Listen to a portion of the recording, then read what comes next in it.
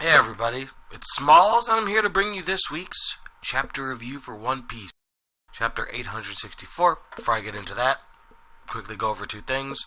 One, if you guys haven't checked out, I've got the new Patreon. And two, we start off with the first in a while cover story, which at the moment is just the beautiful pirate's ship, with the flag of the Straw Hats, signifying their inclusion in the Straw Hat Clan fleet, which is going to be the center of this story. Whether it'll just be going over the beautiful pirates, or all of the members of the Grand Fleet, we have yet to see, but it could delve deeper into the main conflict that was foreshadowed during the creation of the Grand Fleet in the narration. So, that's that. But, that's the only real other image I'll be showing, because if you guys paid attention to my channel, got a copyright strike for the previous review I did. So I'm going to keep the images to a bare minimum for now, just to, not incur further wrath from Shueisha. Or at least until I hear back from them. But this chapter, it was beautiful. And we finally get to see the crack in the plan. Because honestly, more or less the plan was going along pretty much perfectly. If not because of, Dogtooth seeing the future. And honestly being bewildered by it. That being said, let's get into Dogtooth's actual, hockey capabilities. Sure, he's also a Logia type. But honestly, nobody really cares as much about that versus his being able to see into the future. Because right now, that is a great power, or so it would seem. But last time, it just kept, not last time, but yeah, including last time, I guess, it just kept fucking up. Over and over and over again. It just didn't seem to be holding up. So, when, feces hit the fan, there was nothing Dogtooth could do. And it is further shown in this chapter when Dogtooth's face is just sheet white, because he can't withstand what's about to come, the chaos. So, it's actually funny. The one thing that Capone thought would be, thorn in their side is actually an indication that their plan is going along swimmingly, which is funny. And it also brings about a moment in Beige which is kind of unprecedented. I mean, it's almost like he's just fallen in line with how the Straw Hat crew just keeps pushing things to the next level. Kind of like how Law ended up falling in line with their antics for the most part. For all we know, Beige might not actually separate with them after this arc. Then again, considering Beige loves toppling over and creating chaos, a revolution in Wano might just be up his alley regardless, just from that alone. If he gets along with the Straw Hats, all the more power to him. But, what we didn't see last chapter were two things. One, we didn't get to see a lot of Sanji and Pudding, and we didn't get to see a lot of the Vinsmokes. We got to see Sanji dodging Pudding some more, that after image technique. Pretty damn fast, if I don't say so. Almost like Ivankov. But he's fighting a genie. Honestly, at first, I couldn't tell what the fuck it was. It took me a while to go through that panel over and over again. But yeah, it's a man with the power to pull a genie out of his tummy. Keeping with the fairy tale theme rather than the candy theme. Then again, his name also keeps with the candy theme, so half and half, Although, honestly, at first I couldn't tell if that was a genie or just a man covered in hockey. Although it could be a genie covered in hockey, I don't know. Could the genie not be covered in hockey? Is it naturally black?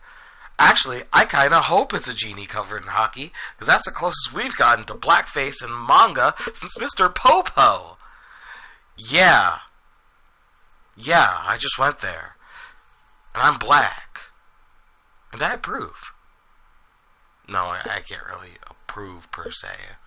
But hey, it looks good. It's probably a genie covered in hockey. If you guys think so or think otherwise, tell me in the comments below. But otherwise, that seems like an actual somewhat threat for Sanji. But honestly, I feel like get past the genie, take out the sun. Probably not going to be that hard, other than the fact that he's one of Big Mom's crew. So obviously, it's not going to be a quick one too. But I don't think it's going to be anything of the level where it's, you know, like Sanji's one fight of the arc. If anything, Sanji needs to step in and save his family. Segue. But yeah, all the Vinsmokes, aside from Sanji, are being held captive at their table, covered in candy. And that crazy ass Willy Wonka looking motherfucker, I forgot not to curse. He is just breaking Judge down, because Judge is he's lost it. First he's like, oh shoot, they're trying. Is this how far they'll go to rescue Sanji? But then he realizes, oh,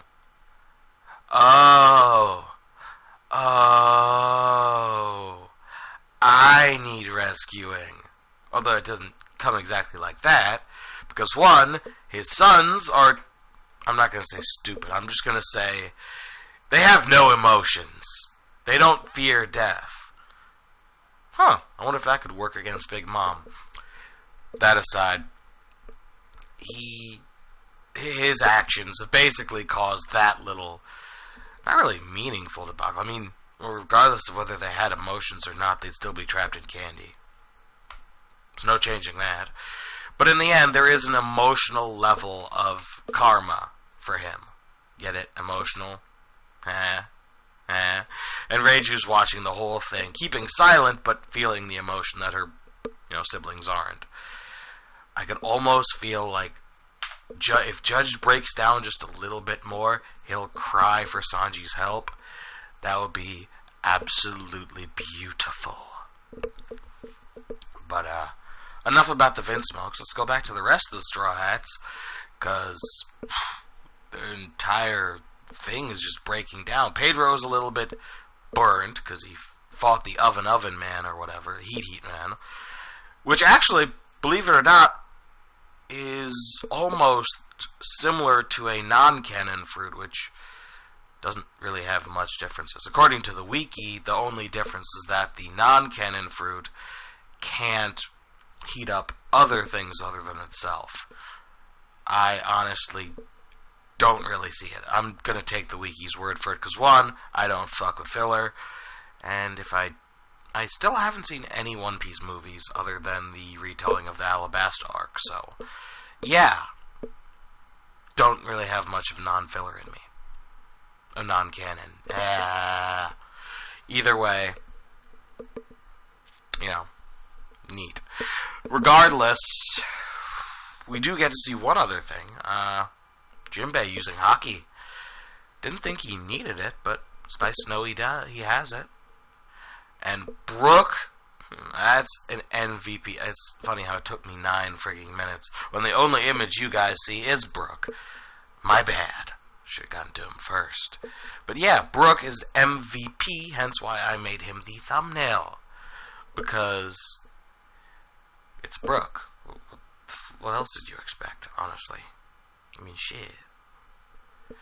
Nah, and when Brook peels off the face, everyone's like, oh my god, he peeled the skin off his face! Oh, priceless, Oda, priceless. Priceless. But, in the end, because the cake, apparently, is almost as big of an upset as the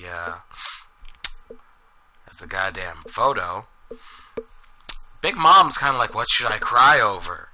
Which is honestly one of the weirdest roadblocks in plan history, but I guess just showing her the picture will be enough, according to Dogtooth's face. I mean, Katakuri. Actually, I should clear this up. The only ones calling him Dogtooth are the manga stream translations. Even the Viz Media translations have him as Katakuri still. I should probably just use Katakuri from now on. Yeah, sounds about right. But, I don't think I have anything else to say of importance. If I miss anything, please tell me in the comments down below. I will converse with you guys, because I love you guys. And I'm sorry this review was considerably late. I've been spending a lot of the last 20-something to 30-something hours juggling studying, a Big Sean concert, and a other chapter review, Attack on Titan. So yeah, I've had my hands full. But if you guys enjoyed this, please give a like, and if there's anything the Attack on Titan review showed, is that these things do not just pop out of the oven. I can't just, boom, here's a review, boom, here's a review. Sometimes it takes a lot more work than I like to admit. So if you guys do want to support, please go to the Patreon and pledge your support as a patron. Don't worry, I'll have some stuff for the lucky patrons, but for now, thank you guys for joining.